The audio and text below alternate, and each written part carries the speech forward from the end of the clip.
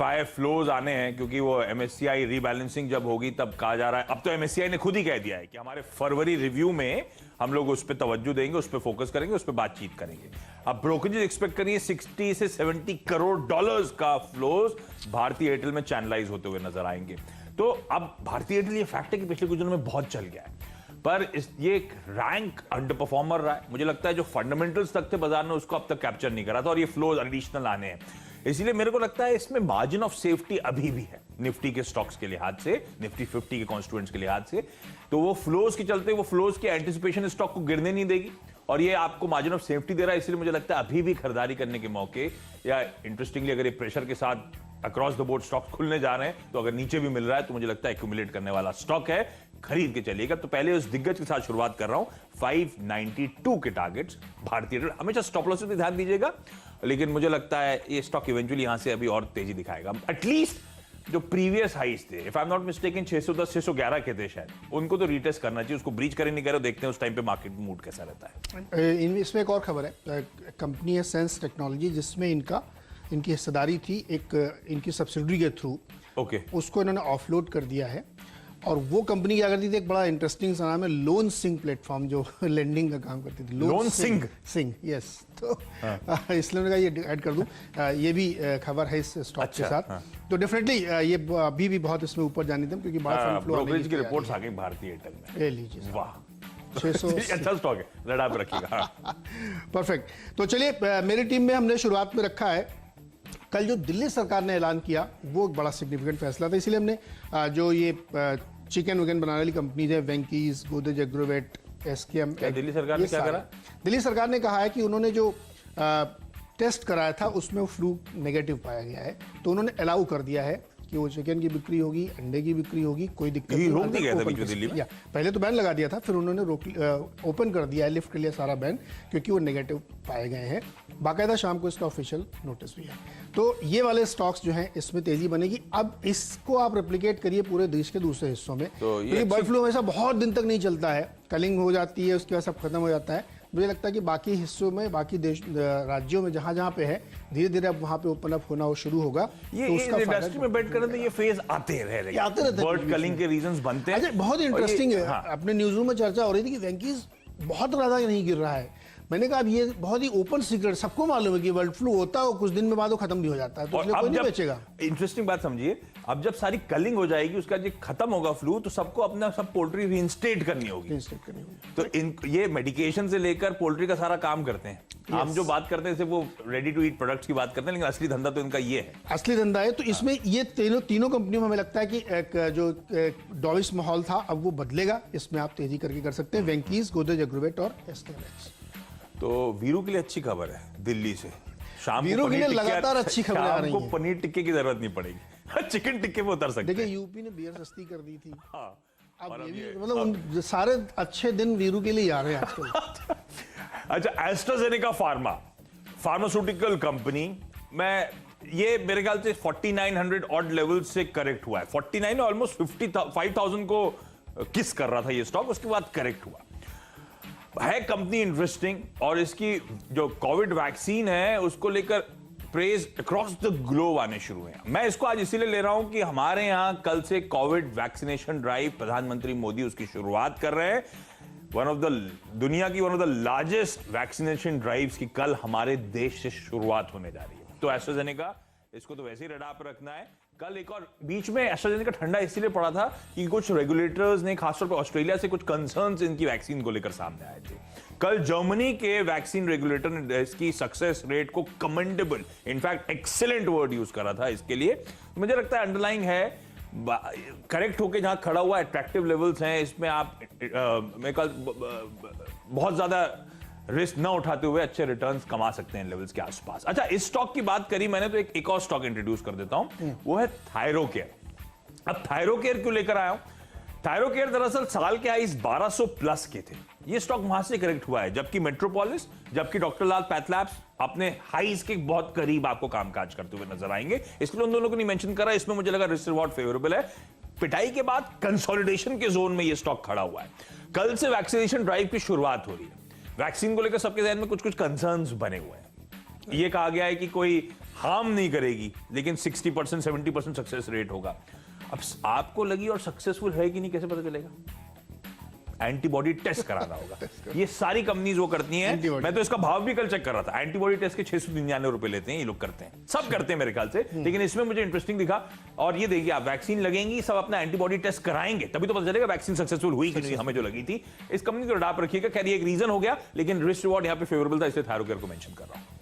चलिए, मेरा जो चौथा स्टॉक है ये केएससी लिमिटेड कंपनी है। ये क्या करती है? ये कैटल फीड के फीड स्टॉक्स बनाती है, और तमाम जो भी फीड स्टॉक्स होते हैं एनिमल के लिए, वो ये कंपनी काम करती है। और गोदरेज ग्रुप इसका मैक्सिमम शेयर होल्डर है। केरल की कंपनी, वहाँ के कोऑपरेटिव ने शुरू की, बाद में धीरे धीरे इसमें गोदरेज ने बड़ी हिस्सेदारी खरीदी और ये कंपनी प्रोफेशनली इस तरीके से रन की जा रही है। तो जो ऊपर मैंने आपको खबर बताई, ये चिकन एग ये साले स्टोर वाली, उसी से जुड़ी हुई कंपनी है। और ये जो सेगमेंट है जहाँ पे इन खबरों की वजह से अच्छी तेजी बनेगी, तो मुझे लगता है इसमें भी खरीदारी करनी चाहिए। 2175 का टारगेट होगा।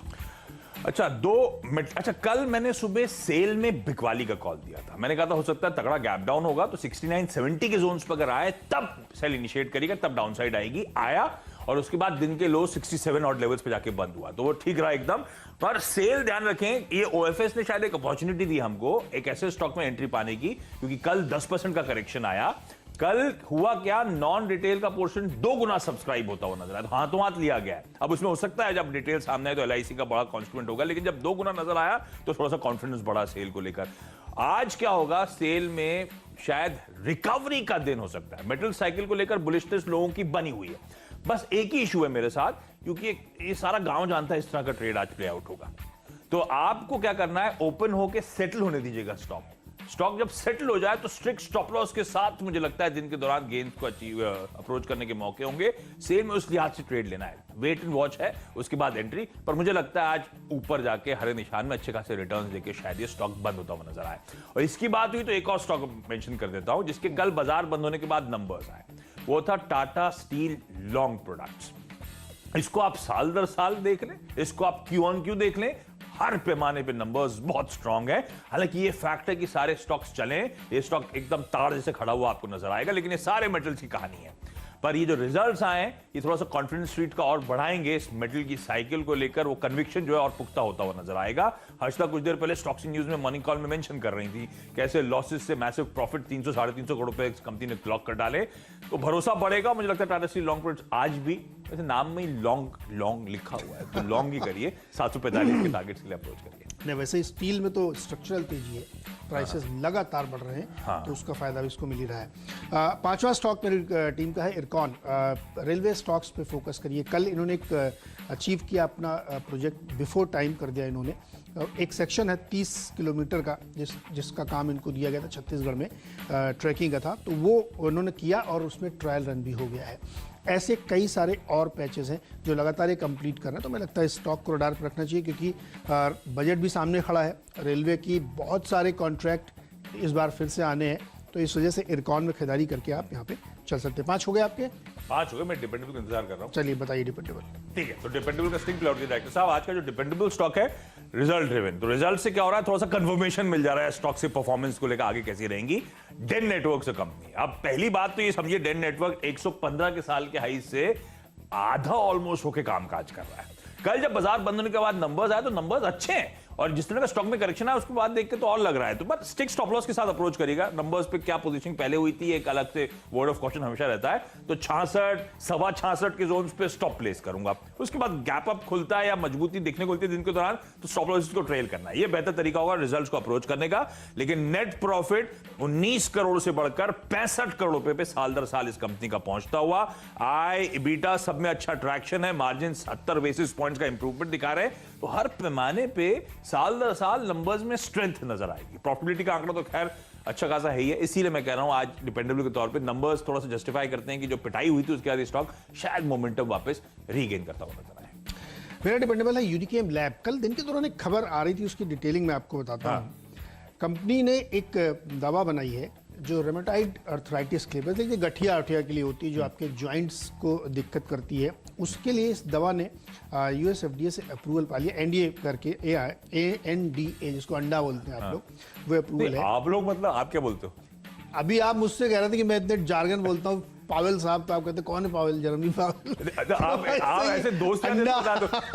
दिक्कत है सुबह ऐसे बताते हैं जेरेमी पावेल ना, कौन कौन से नाम हम लोग को थोड़ा कनेक्ट करने में टाइम लगता है ना, हम तो आप बोलो हेड चेयर जेरेमी पावेल तो हमें समझ में आता है। अच्छा उनकी बात हो रही है। सो जो इन्होंने किया ना उसमें खास बात यह है कि ये फाइजर की दवा थी और अब इनको उसके लिए अप्रूवल मिला है। ये जो बीमारी है आर्थराइटिस की, ये ग्लोबली स्पॉन्डिलाइसिस की बहुत ज़्यादा इसकी स्कोप होता है, इसका अनफॉर्चुनेट है लेकिन बहुत ज़्यादा स्कोप है। तो ये इस कंपनी को इसके लिए मिलना बहुत पॉजिटिव है, लगता है इसको रडार पर रखना चाहिए, इसलिए इसको डिपेंडेबल में रखा है क्योंकि इसमें धीरे धीरे आगे तेजी बनेगी। 300 के टारगेट के साथ यूनिकेम लैब में खरीदारी कर सकते हैं, गोवा प्लांट में इनकी ये दवा बनेगी। ओके तो ये भी खबरों ड्रिवन स्टॉक इंटरेस्टिंग प्ले हो सकता है, यूनिकेम लैब्स रडार पर रखिएगा। और ठीक भी है, फार्मास्यूटिकल एज अ स्पेस जब थोड़ा बाजार लड़खड़ा है तो ये चला नहीं कुछ दिनों से, ठंडा पड़ रहा है स्पेस, तो शायद आउट परफॉर्म करता हुआ नजर आ सकता है। एक काम करते हैं क्विकली यहाँ पे छोटा सा ब्रेक के उस पार हम दोनों की टीम्स के फ्री हिट और पिंच हिटर स्टॉक्स पे करेंगे बातचीत।